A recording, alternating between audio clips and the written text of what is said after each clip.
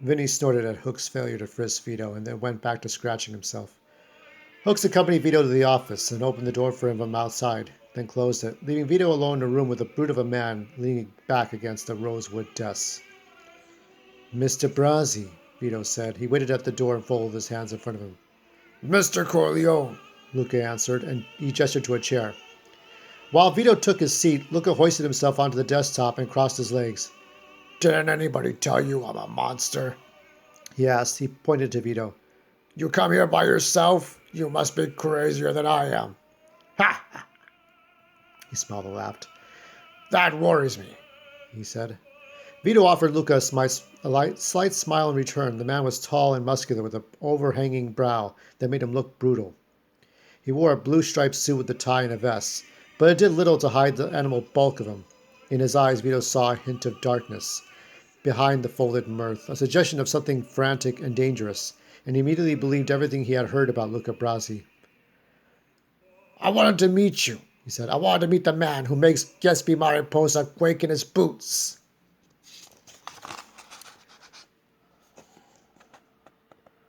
But not you, Luca said. You're not quaking.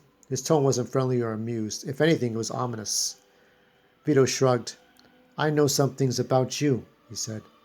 What do you know, Vito? Vito ignored the insolence of being called by his first name. When you were a boy, only 12 years old, he said, your mother was attacked and you saved her life.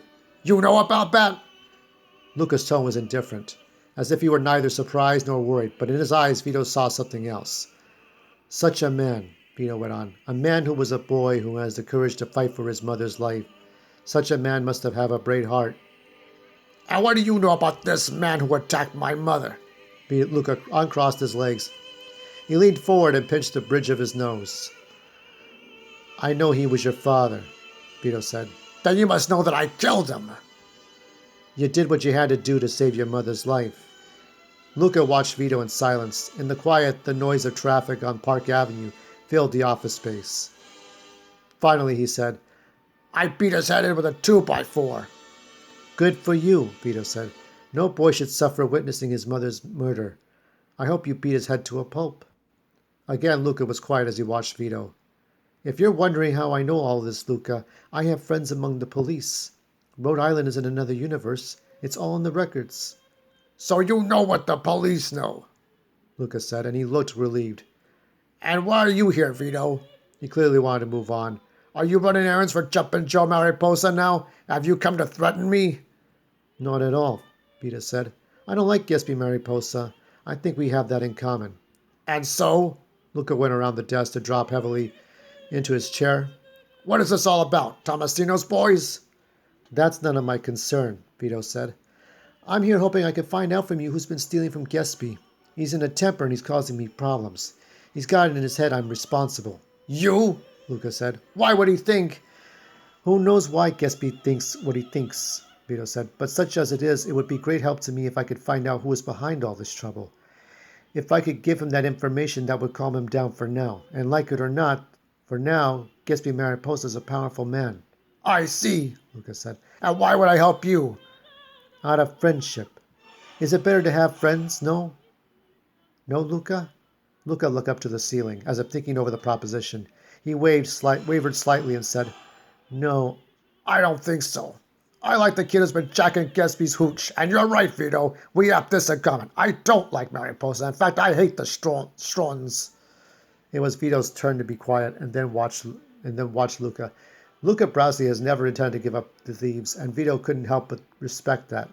Luca, he said, aren't you worried? You have no fear of Gatsby Mariposa. You understand how powerful he is now. Now, especially with Lacanti gone, with all the button men he has working for him, with all the cops and judges in his pocket. This doesn't mean anything to me, Luca said, enjoying himself. It never has. I'll kill anybody. I'll kill that fat Neapolitan pig, turn him for mayor. He keeps annoying me. You think they can't protect LaGuardia from me? Not at all, Vito said. I know they can't. His hat was resting on his knees, and he pinched at his brim, shaping it. So you can't help me, he said, and he picked up his hat. Luca said, Sorry, Vito, and threw open his hands, as if there were nothing he could do about the situation. But listen, he said, we have another problem that you don't know about yet. And what's that? Vito asked. Lucas scooted his chair back and leaned over his desk. That German-Irish mutt that's part of your family, Tom Hagen. I'm afraid I've got to kill him. It's a matter of honor. You must be mistaken about something, Vito said, the cordiality gone from his voice. Tom has nothing to do with either of our businesses, ours or anybody else we know. This has nothing to do with our businesses. Brasi was pretending to be dismayed at having to bring up this subject, but Vito could see the delight in his eyes.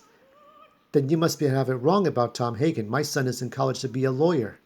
This has nothing to do with you. He has nothing to do with you. That's him. He's at college at NYU. He lives in the dorms on Washington Square. Vito could feel the blood draining from his face, and he knew that Luca could see it, and that made him angry. He looked down at his hat and willed his heart to beat slower. What could Tom possibly have done that you'd have to kill him? Or no, what could Tom have possibly have done that you have killed him? He fucked my girlfriend, Luca said to Vito. What are you going to do? She's a whore. And I don't know what I haven't dumped her in the river yet, but still, what are you going to do? It's a matter of honor. I've got to kill him, Vito. Sorry. Vito put on his hat and leaned back in his chair. He met Luca's eyes and stared. Luca looked back at him with a thin smile on his face, amused. Beyond the office doors, Vinny, the stupid one, was laughing like a girl, a high-pitched, tittering laugh. When the laughing stopped, Vito said to Luca, If you could see your way to allowing me to deal with Tom as his father, I would consider that a great favor, one I would attempt to repay by interceding on your behalf with Mariposa and with Sinkimani. Luca dismissed the offer. I don't even want anybody to intercede for me. You understand they're going to try to kill you, you and your men. Let them try. I love a good fight. Then perhaps, Vito said, and he stood and brushed his pants off, you might need more resources to help you deal with Tomasino coming for you, and Mariposa, and their torpedoes. I heard you lost a lot of money when the O'Rourke's hit a bank of yours. That had to cost you. Perhaps $5,000 would be of some help to you right now. Luca came around the desk closer to Vito. Not really, he said, and he pursed his lips thinking about it. But 15,000 might help. Good, Vito said instantly. I'll have someone deliver the money to you within the hour. Luca looked surprised at first and then amused again. She's a slut, he said, bringing the subject back to his girlfriend. But she's a beauty. He folded his hands in front of him and seemed to take a moment to think, as if reconsidering his offer. Finally, he said, I'll tell you what, Vito, as a favor to you, I'll forget about Hagen's stupidity. He went to the office door and put a hand on the knob. And then he says, He didn't know who I was. Kelly picked him up at a joint in Harlem. She's beautiful, but like I say, she's a trap and a whore. I'll deal with her anyway. So we have a deal then, Vito said. Luca nodded. But I'm curious, he said, and leaned against the door, blocking it. You and Clemenza. You've got lots of guys working for you, and I've got my little gang and a few boys. Plus, you've got Mariposa behind you. But just rub me out.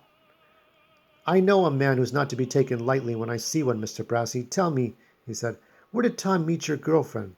Place called Juke's Joint in Harlem. Vito offered Luca his hand. Luca looked at Vito's hand, seemed to consider the proposition, and then shook it, and then opened the door for him. Outside in the car, Clemenza leaned across the seat and threw the door open for Vito. So how'd it go? He asked. The box of pastries pressed against his thigh and was empty, and there was a yellow stain on his shirt, directly alongside the blueberry stain. Clemenza saw Vito glance at the empty pastry box as he got in the car. He said, I overeat when I'm nervous. He piloted the car onto the Park Avenue and asked again, So, how'd it go? Vito said, Take me home, and then send someone to get Tom and bring him to me. Tom? Clemenza said, and he glanced at Vito with his face screwed up. Tom Hagen? Tom Hagen. Clemenza blanched and slumped in his seat as if he had just been punched.